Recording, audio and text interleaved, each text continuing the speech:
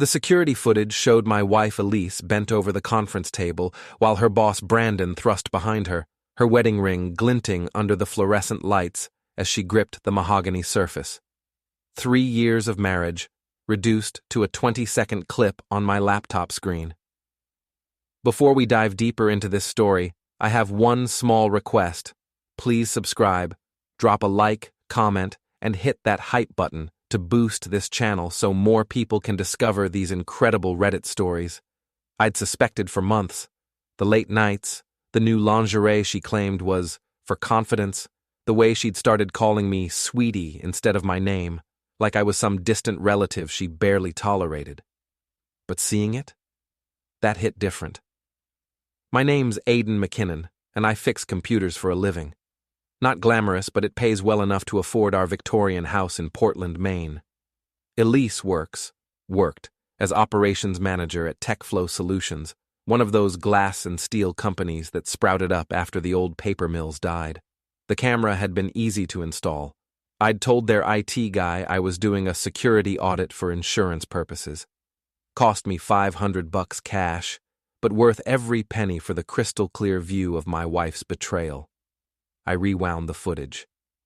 There was Sasha Lynn, Elise's best friend from work, standing guard at the door and giggling like this was some college prank.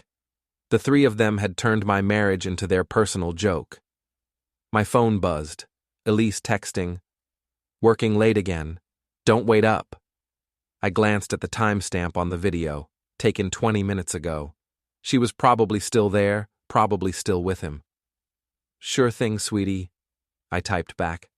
"Take your time." Time to get creative. The next morning, Elise bounced into the kitchen wearing her power suit and that fake smile she'd perfected. "Morning, honey. Big presentation today." "I bet," I said, not looking up from my coffee. "Conference room busy?" She paused, butter knife halfway to her toast. "What?" "Nothing. Just wondering if you'll be working late again?" "Probably. You know how it is." She kissed my cheek, and I caught a whiff of Brandon's cologne still lingering in her hair. After she left, I called my best friend Frankie. Ex-cop turned building engineer. He'd helped me through my dad's death and my mom's cancer. If anyone would understand, it was him. "She's cheating," I said without preamble. "Jesus, Aidan. You sure? I've got video." Silence. Then, "What do you need?" "Help ruining her life." We met at Murphy's coffee shop downtown, the kind of place where half of Portland's business deals got made over lattes. Frankie, built like a linebacker but gentle as a kindergarten teacher, listened while I laid out what I'd discovered. "So what's the plan?" he asked. "Public humiliation. They want to play games? I'm about to change the rules. Just don't do anything stupid. Prison jumpsuits aren't your color. Nothing illegal, just creative justice." Mrs. Dorsey, my elderly neighbor, waved from the next table. She'd lived in Portland for 70 years and knew everyone's business before they did. "Perfect. Aidan, dear, how's Elise? I saw her car at the Riverside Hotel last week. Working so hard, that girl." I smiled. "She certainly is, Mrs. Dorsey. She certainly is." That afternoon, I made my first move. Using my admin access to our home network, I changed all of Elise's passwords and canceled her credit cards. Not theft. They were joint accounts. Just inconvenient timing. Then I called TechFlow's HR director, Janet Walsh. We'd met at a charity function, and she'd mentioned needing IT upgrades. "Janet, Aidan McKinnon, about those security improvements you mentioned." Within an hour, I was in TechFlow's offices, installing upgraded surveillance in the conference rooms. Janet watched approvingly as I mounted cameras with perfect views of the mahogany table. "Excellent work, Aidan. This should catch any inappropriate behavior." If she only knew. The next few days, I gathered intel like a private investigator. More footage of Elise and Brandon's afternoon sessions. Sasha's involvement ran deeper than I'd thought. She was actively covering for them, rescheduling meetings, creating alibis. But the real goldmine came from Janet. Over coffee, she let slip that Brandon was already under investigation for expense account fraud. Apparently, those client dinners at expensive restaurants were actually romantic dates with Elise. The board's furious, Janet confided. If they had concrete proof of misconduct... Hypothetically, I said, what would happen? Immediate termination, public disgrace, career suicide in this industry. Perfect. I started small, anonymous tips to the local Facebook groups about certain TechFlow executives spotted at hotels during work hours. Mrs.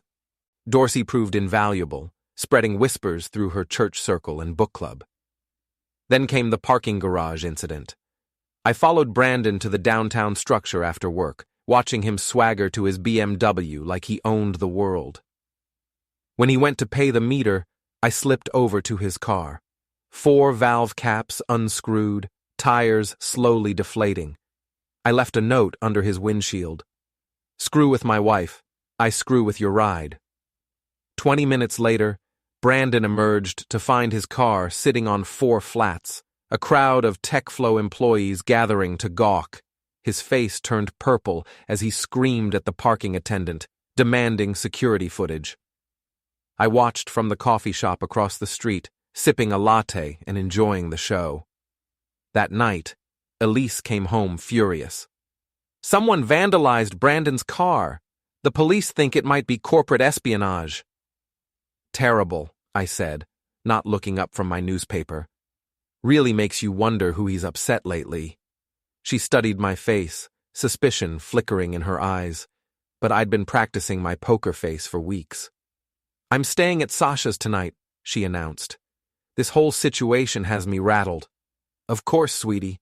Give her my regards. The pieces were falling into place. TechFlow's annual product launch was set for the Grand Harbor Hotel, Portland's fanciest venue. 200 attendees, including investors, press, and every major tech executive in Maine. Elise had been planning it for months, her chance to prove herself worthy of the VP position she'd been angling for.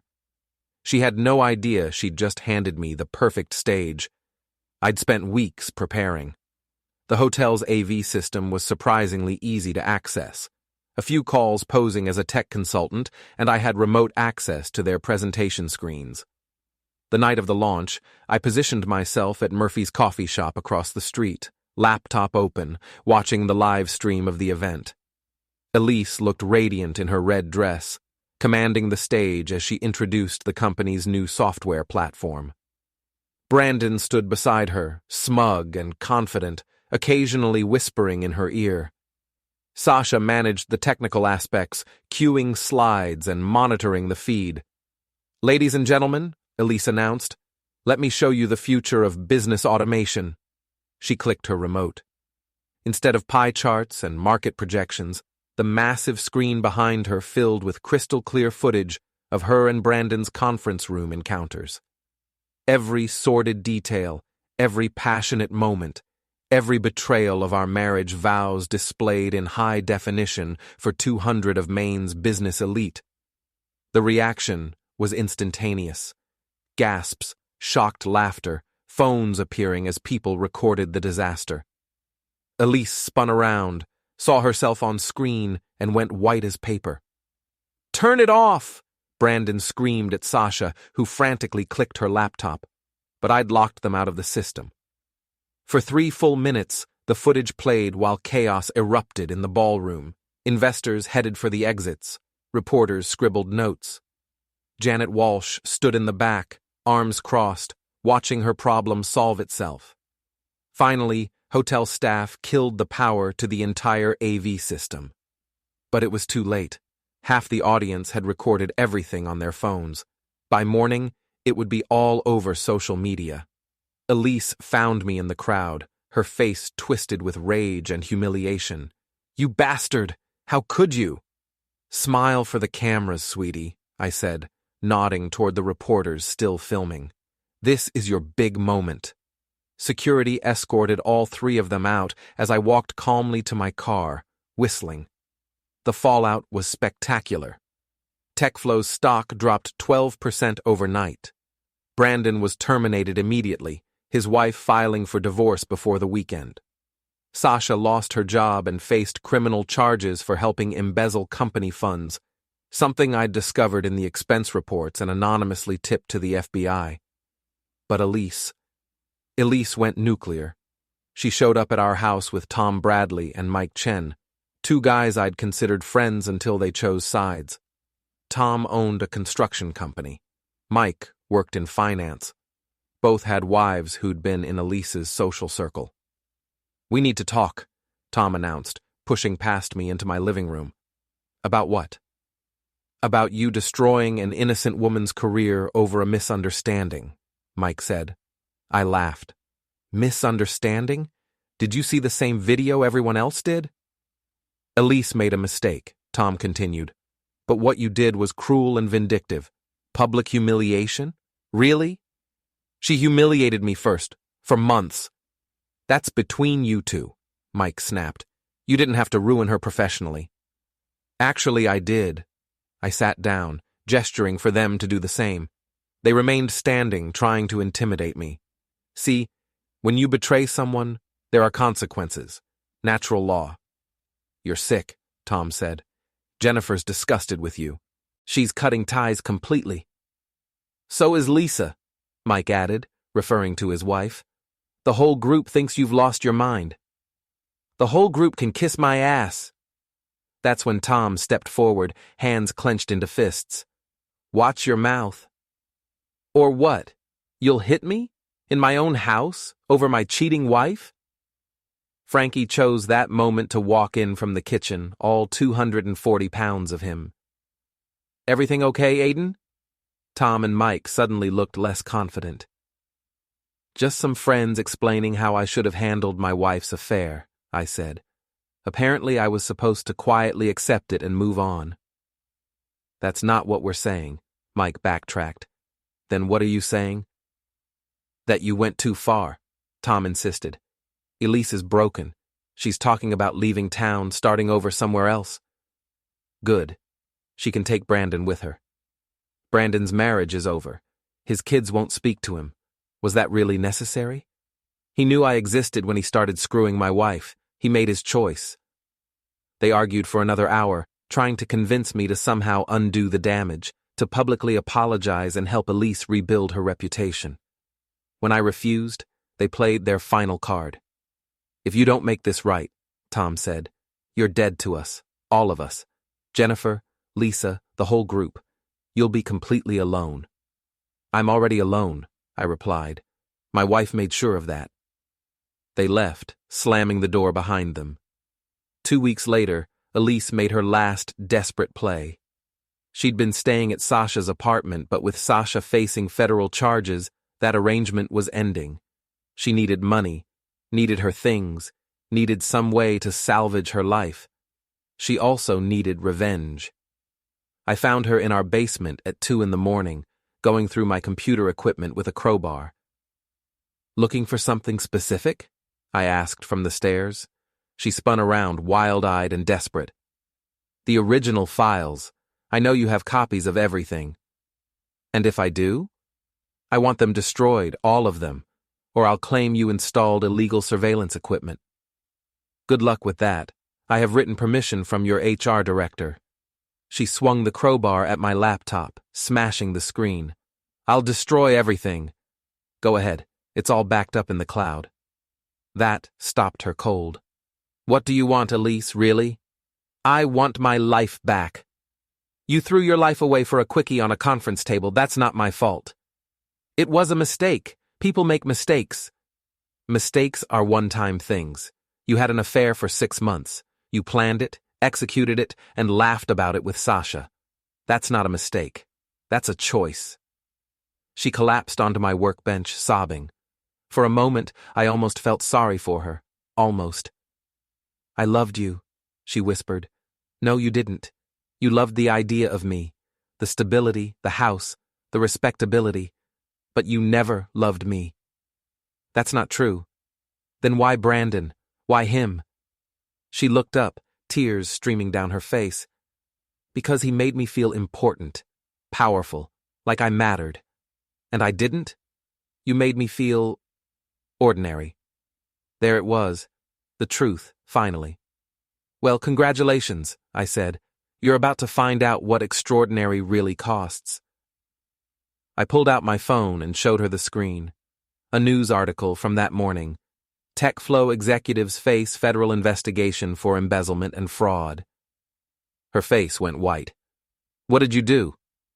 I gave the FBI everything. Bank records, expense reports, email trails.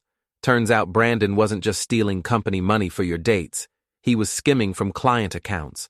And guess whose signature is on half those authorization forms? I didn't know. Doesn't matter. You're an accessory. Federal prosecutors love cases like this. You're lying. I showed her another screen. An email from the U.S. Attorney's Office requesting her presence for questioning next Tuesday. 5 to 10 years according to my lawyer friend. Maybe less if you cooperate fully and testify against Brandon. She stared at the phone, then at me, understanding finally dawning. This was all planned, wasn't it? From the beginning. From the moment I saw that first video. You destroyed my career, my friendships, my future, and now you're sending me to prison? I'm not sending you anywhere. Your choices did that. She stood up slowly, the crowbar still in her hands. For a second, I thought she might actually swing at me. Instead, she dropped it and headed for the stairs. I'll tell them you made me do it, that you coerced me. With what? Love letters? Birthday gifts? 3 years of marriage where I never once raised my voice or my hand to you? She stopped at the bottom of the stairs. They'll believe me over you. Maybe. But they'll also see the video evidence of you and Brandon celebrating after each fraudulent transaction. Hard to claim coercion when you're laughing and toasting with champagne. Her shoulders slumped in defeat. Why? She whispered. Why go this far? Because you didn't just cheat on me, Elise. You humiliated me. You made me a joke to your friends, your co-workers, your lover. You took 3 years of my life and flushed them down the drain for a few thrills with your boss. I walked past her up the stairs. Actions have consequences. You taught me that. The next morning, I found divorce papers on the kitchen table, already signed. By evening, she was gone, taking only what she could fit in her car. 2 days later, the FBI arrested both her and Brandon at the federal courthouse. The local news covered it extensively, including interviews with anonymous sources who detailed the affair and its spectacular public exposure. I watched from Murphy's coffee shop, drinking my usual latte and reading the morning paper. Mrs. Dorsey sat at the next table, shaking her head at the headlines. Such a shame, she said, that poor man finding out about his wife like that. Terrible, I agreed, turning the page. My phone buzzed with a text from Tom. You happy now? I typed back, getting there. Because here's the thing about revenge. It's not about happiness. It's about balance. About making sure the scales are even again. Elise wanted to play games with my life? Fine. But she forgot that I'm really, really good at games, and I always play to win.